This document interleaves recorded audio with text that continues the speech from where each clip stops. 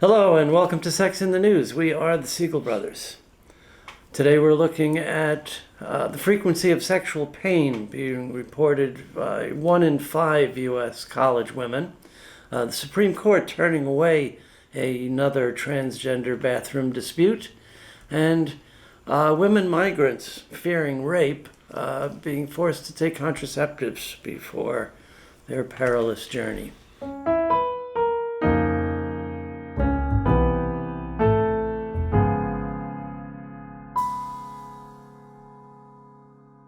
Hello again, my brother. Welcome back. Welcome back to Another you. Sunday for some Sex in the News Indeed. items.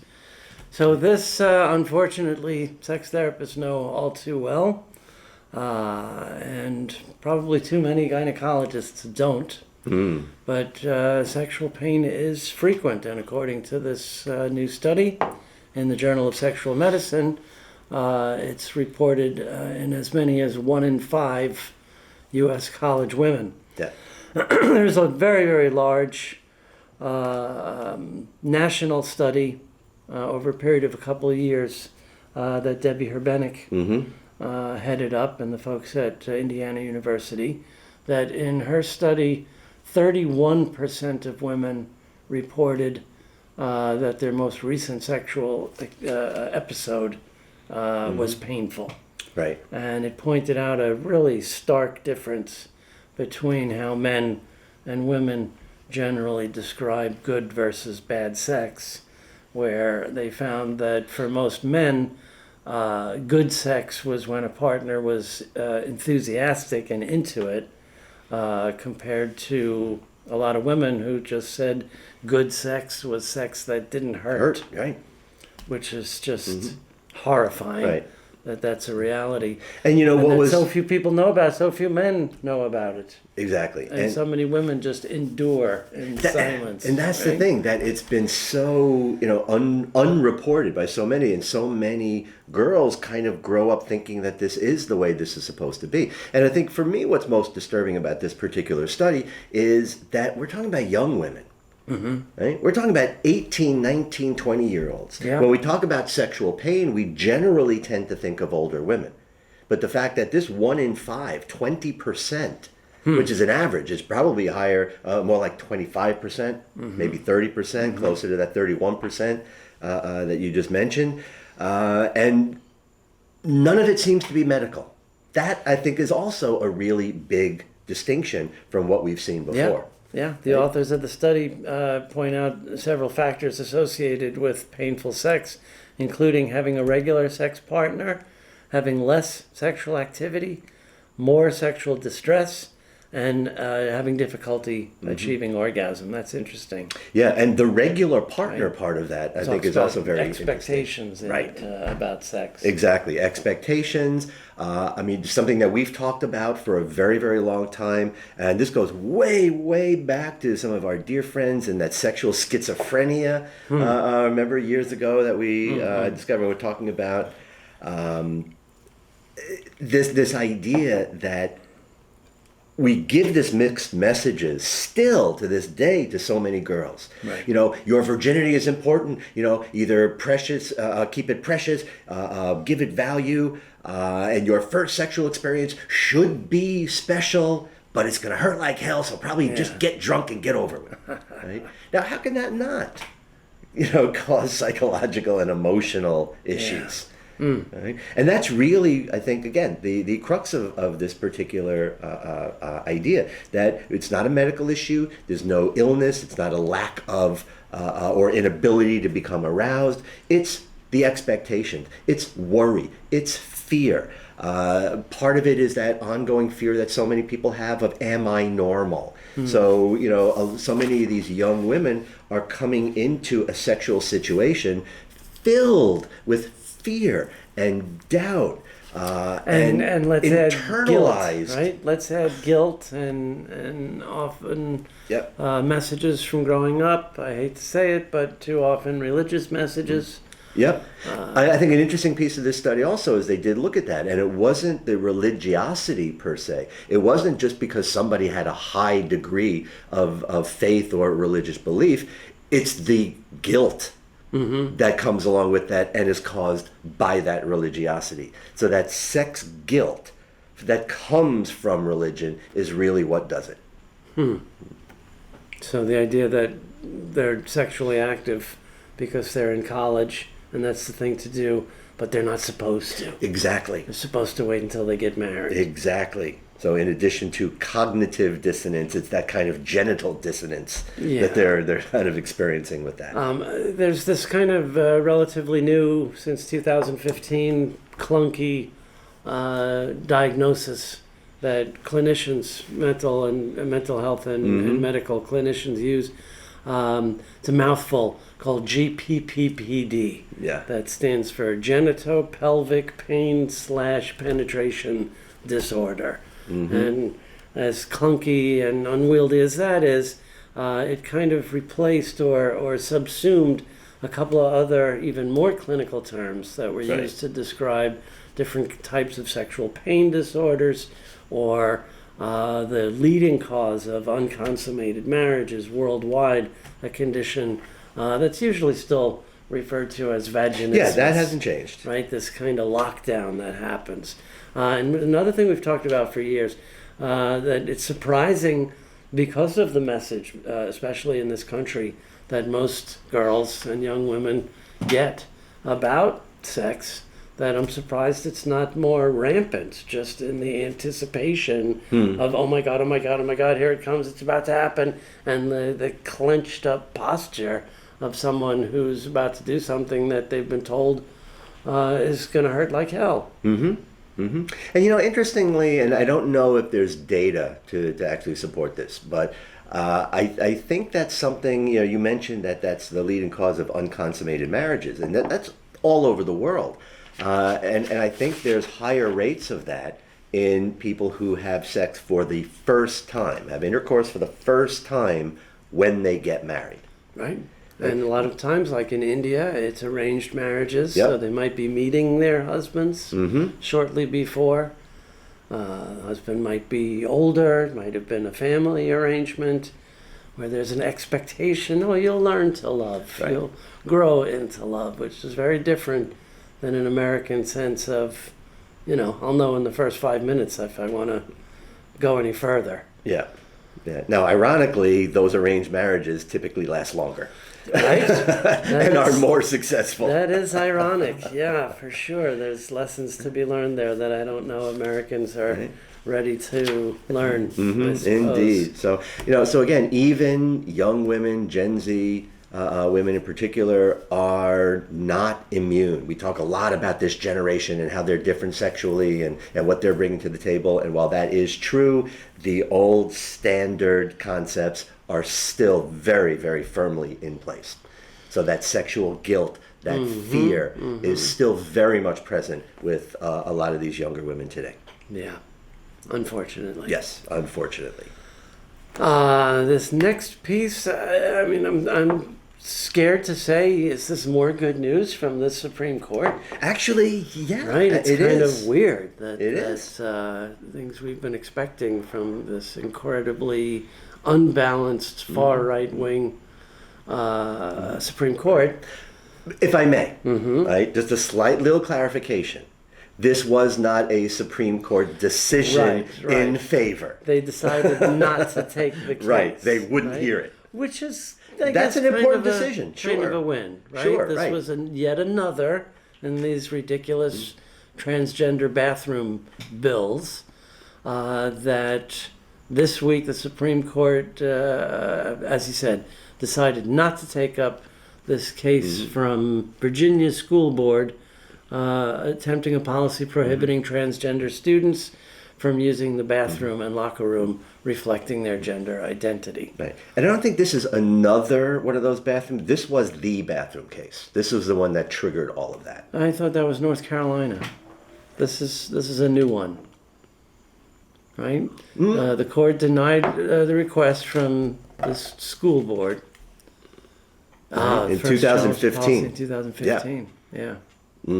So this is kind of finally over, right? Because what the Supreme Court did in turning this away and not hearing it is leave the appeals court decision, the federal court decision, which found in favor of this student, Gavin Grimm, right, who, constantly felt humiliated.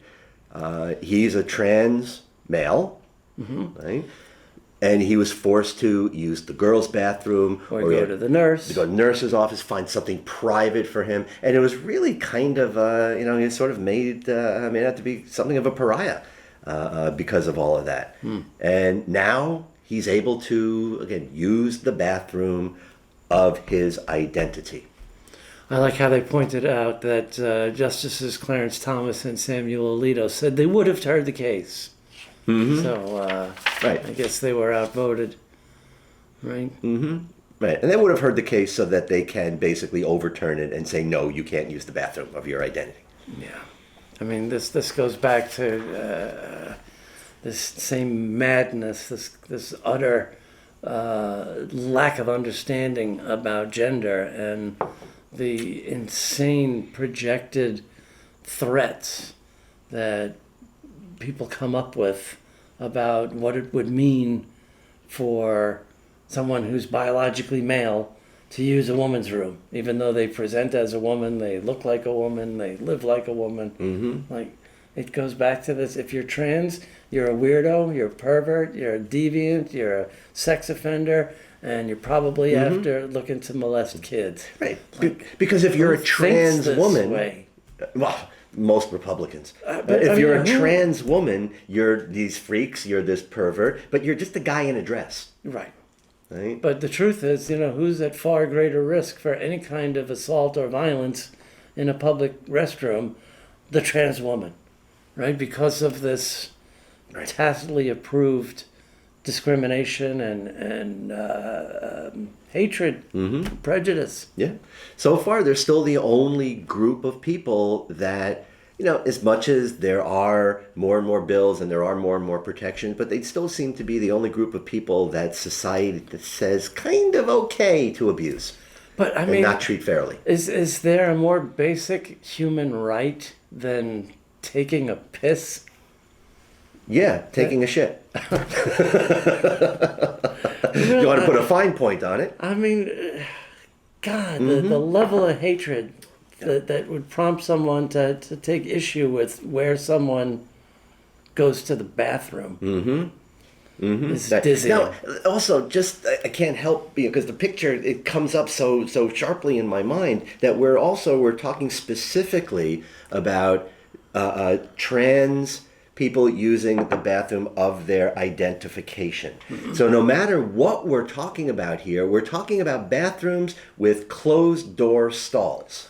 Oh yeah, that's an old idea that these old white guys I'm convinced they must have this running fantasy that public women's rooms are like harem dens where women are just lounging around naked and like that.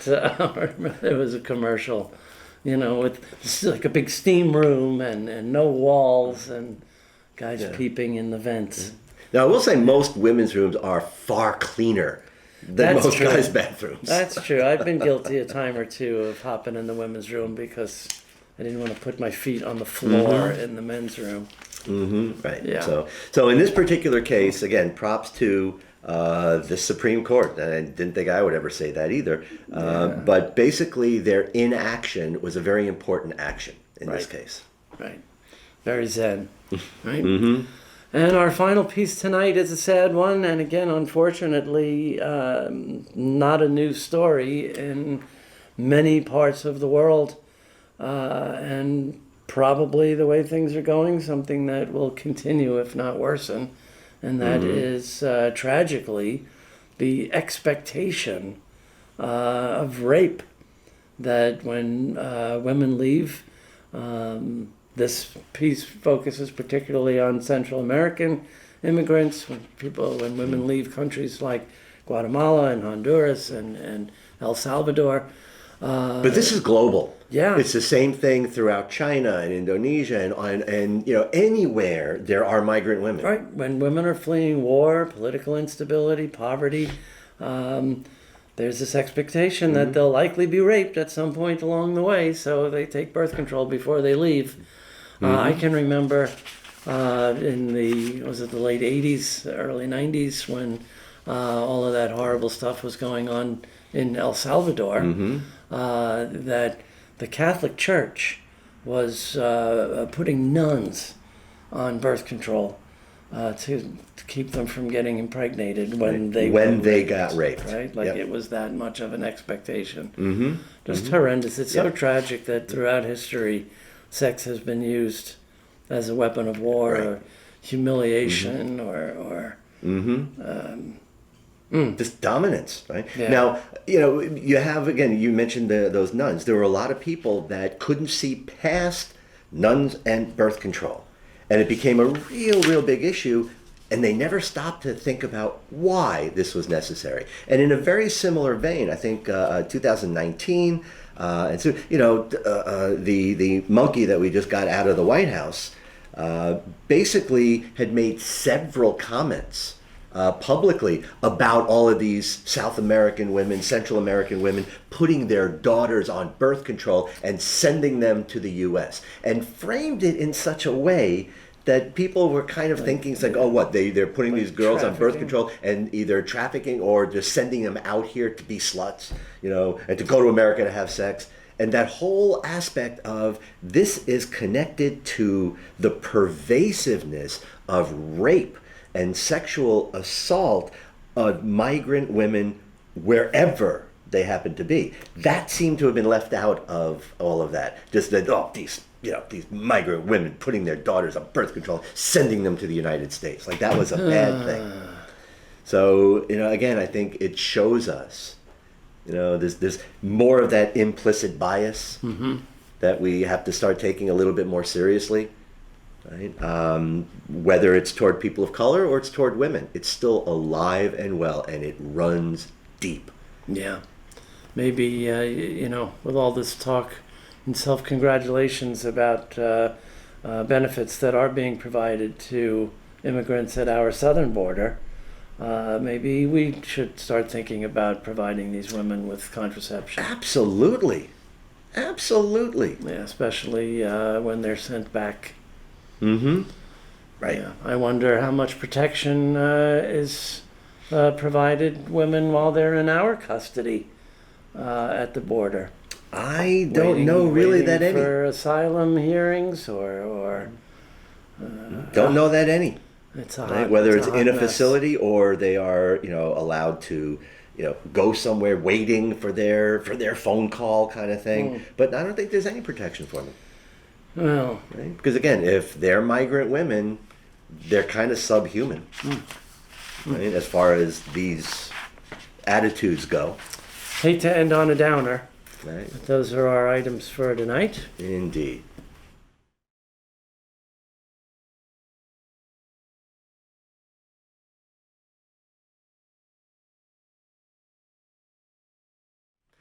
And as usual, we like to finish our news program with a piece that we call Poetic Justice. Maybe we can pick this up a little bit.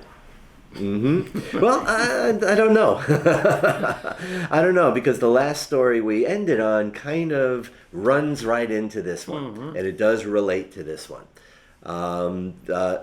Again, Poetic Justice is a piece that we like to do where we call out sexual hypocrisy, just bad behavior, and outright stupidity.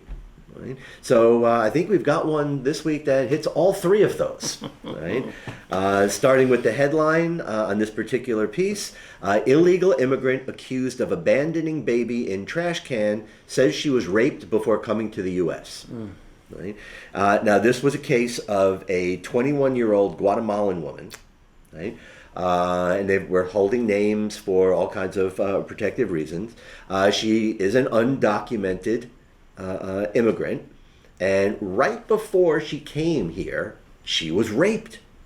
And as often happens, as a result of this rape, she got pregnant. Right? Now, she was already here when she delivered that baby. Right? Now, I think it's kind of understandable. She didn't want that baby. Right? And given all the circumstances, I think it's also understandable that she didn't make what most people would refer to as a rational decision. Right? Basically, what she did is ended up having this baby and kind of just threw it in a trash can.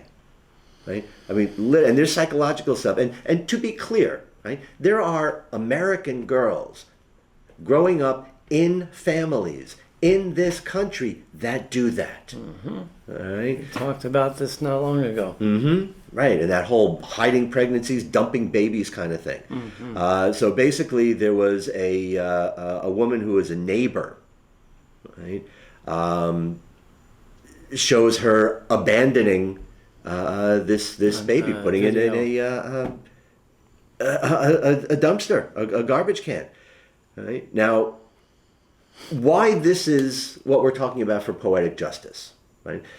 The person I want to call out here is the district attorney for Los Angeles County, where this happened, George Gascon, because in addition to what this woman went through, right, rather than providing her help, which she desperately needs, obviously, on so many levels, instead she was arrested. Right? She was arrested, because they have a program. She was arrested. Bail was set at $100,000, and some of the charges include suspicion of cruelty to a child likely to produce great bodily injury or death. Right? Now, again, nobody's saying it's okay, it's a good thing to dump your kid. But when you are a young, uneducated, right, to say the least, probably very naive, And terrified. terrified Guatemalan girl who was just raped, trying to find some peace and safety in her life, it's not surprising, not condoning it, but it's not surprising that that would be the choice that she made. She needs help, not put in prison, which I'm sure she doesn't really understand all this stuff to begin with. So to set $100,000 bail and to bring her up on really, really serious and multiple felony charges, it just doesn't seem fair. No. Right? It really doesn't. So for this week's Poetic Justice, we are going to honor the Los Angeles District Attorney, George Gascon, for pursuing this as almost vehemently as he is. Right? So, to George Gascon, you are this week's Poetic Justice, and very deserving of our traditional Poetic Justice salute. That'll do it for this week's Sex in the News. We are the Siegel Brothers. We'll see you next Sunday.